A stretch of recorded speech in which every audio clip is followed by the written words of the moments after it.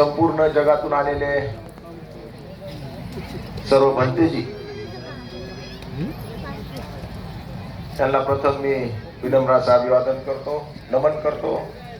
व्यासपीठावर उपस्थित असलेले केंद्रीय मंत्री, माजी मंत्री आदरणीय गौतम साहेब, उपस्थित असलेले आंतरराष्ट्रीय स्तरावरचे आमचे मित्र आणि ज्यांनी दीक्षा घेऊन संपूर्ण देशामध्ये जगामध्ये तथागत भगवान गौतम बुद्धांचा प्रचार, त्यांच्या विचाराचा करण्याचं मानस केलेलं आहे, ते आदरणीय गगन मलिक साहेब, व्यासपीठावर उपस्थित असलेले परभणी जिल्ह्याचे ज्येष्ठ नेतृत्व आदरणीय माजी आमदार बाबाजी दुर्राणी साहेब, व्यासपीठावर उपस्थित असलेले आंतरराष्ट्रीय धम्म परिषदेचे अध्यक्ष आणि त्यांच्या मार्गदर्शनाखाली हा कार्यक्रम आयोजित केलेला आहे, आणि महाराष्ट्र प्रदेश अध्यक्ष आदरणीय सिद्धार्थ हत्यांबेरे, व्यासपीठावर उपस्थित असलेले सर्व आंतरराष्ट्रीय स्तरावरचे कीर्ती केलेले जे लोक आहेत, उपस्थित असलेले बंधू भगिनी, मातानो, सर्वांचं या बौद्ध परिषदेमध्ये, धम्म परिषदेमध्ये हार्दिक हार्दिक स्वागत करतो। खऱ्या अर्थानं परभणी शहरासाठी आज सुवर्ण अक्षरामध्ये लिहावा असा दिवस आहे, कारण 10 एकर मध्ये गोल्डन बुद्ध विहार, मला वाटतं जगातील देशातील पहिला गोल्डन बुद्ध विहार कुठे होत आहे? आपल्या परभणीमध्ये होत आहे। विपश्यना केंद्र इथं होत आहे। जवळजवळ 10 एकरच्या परिसरामध्ये महाराष्ट्रातून नाही तर देशातून नाही तर जगातून लोक येतील, म्हणून आजचा दिवस हा सोनेरी अक्षरामध्ये लिहावा अशा प्रकारचा दिवस आहे। तथागत भगवान गौतम बुद्ध, घटनेचे शिल्पकार डॉक्टर बाबासाहेब आंबेडकर यांच्या विचारातूनच खऱ्या अर्थानं हा देश घडू शकतो। आताच गौतम साहेबांनी फार चांगलं मार्गदर्शन, प्रज्ञाशील करुणा शांतीच्या मार्गाने आपण जीवन व्यतीत केलं तरच चांगल्या प्रकारचं जीवन आपण जगू शकतो। ज्या ज्या देशामध्ये कट्टरवाद आलेला आहे ते देश संपलेले आहे। भारताची ओळखच एक सेक्युलर देश म्हणून सगळ्या जगामध्ये आपली ओळख आहे, पण काही लोक जर हे ओळखच पुसून टाकणार असतील तर ते लोक संपतील, पण हा देशाला काही सुद्धा होणार नाही, हे सुद्धा तेवढं सत्य आहे। म्हणून प्रत्येक भारताचा नागरिक म्हणून आपल्याला सुद्धा या आंदोलनामध्ये उतरावं लागेल। या देशाला एक संघ ठेवण्यासाठी, सर्व जाती धर्माच्या लोकांना न्याय देण्यासाठी, समतेची शिक्षण देण्यासाठी, सगळ्यांना समान न्याय मिळण्यासाठी खऱ्या अर्थानं आपल्याला एक संघ होणं फार जरुरी आहे, फार महत्वाचं आहे। म्हणून भविष्यामध्ये सुद्धा अशा प्रकारचे बौद्ध परिषद, धम्म परिषद वेळोवेळी आपल्याला परभणी शहरामध्ये सुद्धा आयोजित करावं लागतील। सन्मान्य आमचे सिद्धार्थ हत्यांबेरे अतिशय लहान वयामध्ये सर्वसामान्य कुटुंबातून येणारा हा कार्यकर्ता, परभणीतून बौद्ध धम्म यात्रा मुंबई पर्यंत मला वाटतं 520 किलोमीटर, 580 किलोमीटर भगवान गौतम बुद्धाच्या अस्थी परभणीला आणून इथून पायी आणि स्वतः चालत मुंबई पर्यंत जाणारा मला वाटतं हा जगातील देशातील पहिला व्यक्ती आहे। आणि फक्त तथागत भगवान गौतम बुद्ध, विश्वरत्न डॉक्टर बाबासाहेब आंबेडकर यांचे विचार सर्वसामान्य माणसापर्यंत पोहोचले पाहिजे, सर्वसामान्य विद्यार्थ्यांपर्यंत पोहोचले पाहिजे, पुढची पिढी घडली पाहिजे, पुढच्या पिढीला चांगले विचार गेले पाहिजे, पुढची पिढी निर्व्यसनी राहिले पाहिजे, पुढची पिढी एक संघ राहिलं पाहिजे, पुढच्या पिढीला जीवन काय हे समजलं पाहिजे, यासाठी संघर्ष करणार हे नेतृत्व आहे। निश्चितच महाराष्ट्र नाही तर देश लेवलला सुद्धा या नेतृत्वाकडे एक आशेच्या किरण लोक बघत आहेत। इसलिए मैं गौतम साहब से विनती करूंगा कि सिद्धार्थ भाऊ हमारे जो है अतिशय बहुत छोटे फैमिली से आए वाला एक यूथ है, इस यूथ को आपके पार्टी में भी अच्छी जगह देनी चाहिए। और जिस तरह का उनका काम है सिर्फ महाराष्ट्र में नहीं तो देश में भी नहीं तो अनेक देशों में उनका काम है। गौतम बुद्धच्या मूर्त्या असतील, मला वाटतं आपण आजपर्यंत 5,000पेक्षा जास्त जिल्ह्यामध्ये मूर्तीचं वाटप केलेलं आहे. प्रत्येक घरामध्ये तथागत भगवान गौतम बुद्धाच्या मूर्त्या पोहोचल्या पाहिजे. कशासाठी? तर तिथं पूजन होईल, तिथे एक शक्ती निर्माण होईल आणि त्या निमित्तानं डॉक्टर बाबासाहेब आंबेडकर असतील, भगवान गौतम बुद्ध असतील, यांचे विचार प्रत्येक घरापर्यंत पोहोचवण्यासाठी हे काम त्यांनी हाती घेतलेलं आहे. आणि एक त्याग, जीवनाचा संपूर्ण त्याग करून समाजच माझं जीवन आहे अशा प्रकारचे एक ब्रीद वाक्य त्यांनी स्वतःसाठी तयार करून संपूर्ण जीवन समाजासाठी खर्च करण्याचं त्यांनी ठरवलेलं आहे.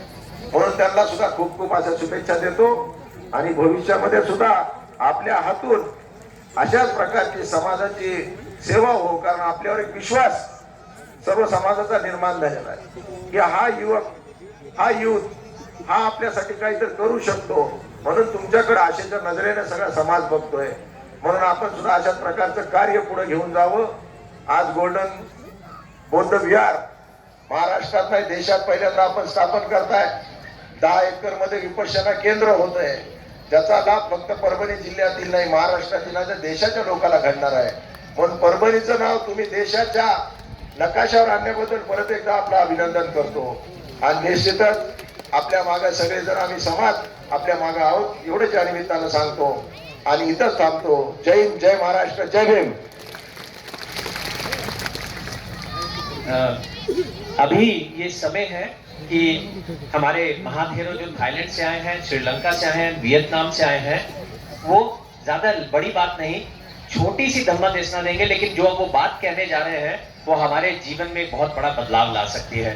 विकास को हमने रखा है, जो मराठी में उसको ट्रांसलेट भी करेगा वो इंग्लिश में बात करेंगे ताकि आप तक ये बात पहुंचे. तो मैं चाहता हूं शांति से आप सभी लोग ये 3 धम्मा देशना जो बहुत छोटी हैं, धन्यवाद की, कोई बड़ी नहीं है, लेकिन ध्यान से सुनिएगा उनकी बात. तो एक बारी साधु बोल के उनका स्वागत करते हैं.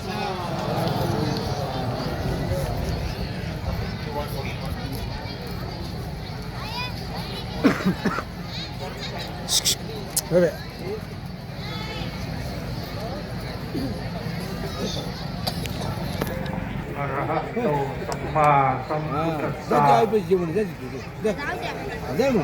Good afternoon. I'm very happy and very glad to see you, all of you, because we are in the same family, because we have the one Lord Buddha all together. Lord Buddha is our father, our leader, to bring me and all of you home to the Nirvana.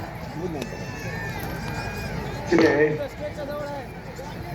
I have to say something, not much, about what is the goal of the Buddhism. The goal of the Buddhism is to help each person crack the challenge of daily life and live with less suffering. The Buddha taught a way of living does allow us to be a difficult situation without being overwhelmed by suffering. In simple terms, Buddhists teach us how to live peacefully in an imperfect world. One question we may ask is, why do we not always practice Buddhism to its maximum benefit? Today, many people recognize that the Dharma is true and timeless because it reflects the natural law of life. I said that reflects the natural law of life. Everything that arises has a cause that lasts for a period of time and eventually fade away and end. This is the natural procedure of all things. Understanding this truth requires mindfulness and right view.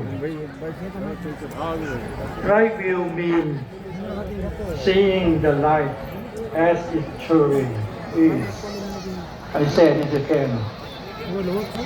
Right view means seeing the life as it truly is. Understanding the principle of nature, especially impermanence. When we develop right view mindfulness, naturally follow. With mindfulness, we become more and aware of our thought, speech, and action is held as pause, reflect and distinguish between what is helpful of what is harmful. So, this awareness, wisdom gradually arises. This wisdom allows us to see clearly that the body and mind are impermanent. I said it again. The wisdom allows us to see clearly that the body and mind are impermanent, subject to change, and not a fixed self. In summary, Buddhism belongs to all human beings. The purpose is to help us live with awareness, right view and mindfulness, so that wisdom may grow within, so that wisdom may grow with us. This path leads to peace in this life and ultimately liberation and Nibbana. May you all live. May you all live with peace, mindfulness, and happiness. Thank you for everyone. Have a good life. नमो बुद्धाय. जय हिंद. भिक्षूंनी तुम्हाला सांगितलंय सर्वप्रथम की भिक्षू म्हणाले आहेत की आज मी इथे आलोय परभणीला, तुमच्यामध्ये आलो आहे. मला आज खूप आनंद होत आहे यासाठी की आपण सर्वजण एकाच परिवारातले आहोत. एक परिवार यासाठी की बुद्धांनी आपल्याला सर्वांना एकाच परिवारात आणून ठेवलेला आहे आणि त्याचमुळे मी सर्वांचा धन्यवाद करतो. सोबत मला आज तुमच्या सोबत काहीतरी बोलायचं आहे, काहीतरी सांगायचं आहे. त्यामधलं सर्वात महत्वाचं म्हणजे की बुद्धिस्ट होण्याचा त्याचा फायदा काय आहे, उद्देश काय आहे. तर भिक्षू म्हणाले की आज आपण या इतक्या मोठ्या संसारामध्ये जगत आहोत आणि जे संसार आहे हे खूप डेंजर आहे, खूप खतरनाक आहे. याच्यामध्ये खूप साऱ्या गोष्टी अशा होतात की जे आपल्याला नको असतात. तर या जगामध्ये आपल्याला आनंदी कसं जगायचं आहे हे आपल्याला बुद्धिझम शिकवते, हे आपल्याला बुद्धाचा धम्म शिकवते.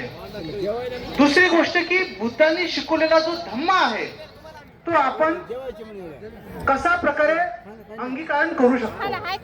तर त्यामधला सर्वात महत्वाचा भाग येतो सती आणि दुसरा येते सम्यक दृष्टी.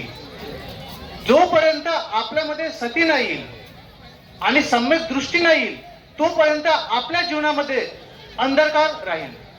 आता सम्यक दृष्टीने काय होईल, आपल्यामध्ये दुःख का होते, तर आपल्या जीवनामध्ये दुःखाचा सर्वात मोठा हातभार असतो तो म्हणजे सती आणि सम्यक दृष्टी, सतर्कता.